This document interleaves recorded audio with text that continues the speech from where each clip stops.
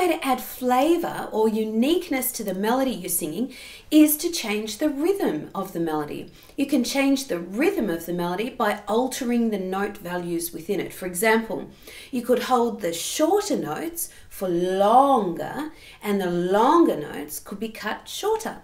So let's use the song Feeling Good by Michael Bublé, which is included in this program.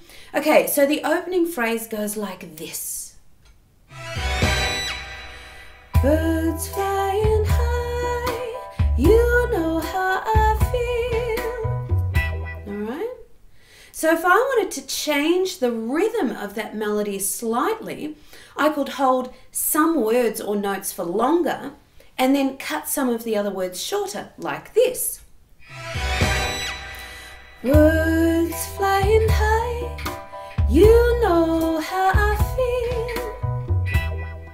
So what I did there was, when I sang birds, birds flying high, I held the note for a little bit longer than the original melody, and then when I sang flying high, I sped up a little so that I didn't go out of time with the music. So instead of birds flying high, you know, I sang birds flying high.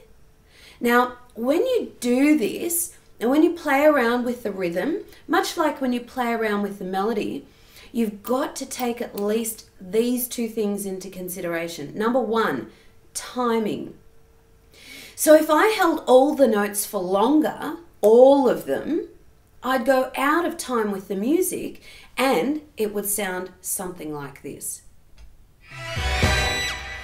Birds flying high, you know how I feel.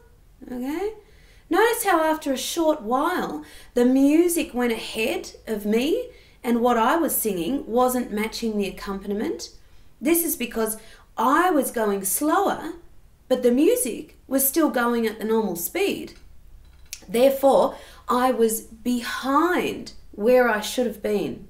So if you're going to hold some words in a phrase for a bit longer, make sure that you speed some of the other words up in that phrase so that you reach the end of the phrase when the music reaches the end of that phrase. Okay, the other thing you want to take into consideration is the meaning of the words or the overall statement of the phrase. So if you're going to play around with the timing of the words, make sure that the meaning of the words isn't lost when you do that. Some notes will be written as long notes. Some words will be written to be held long to emphasize the word being sung. For example, if I'm singing Amazing Grace, Amazing Grace, the word amazing is stretched out or elongated to emphasize the amazingness of the grace. But if I was to shorten that word like this, Amazing Grace, then it takes away from the emphasis on how amazing that grace is.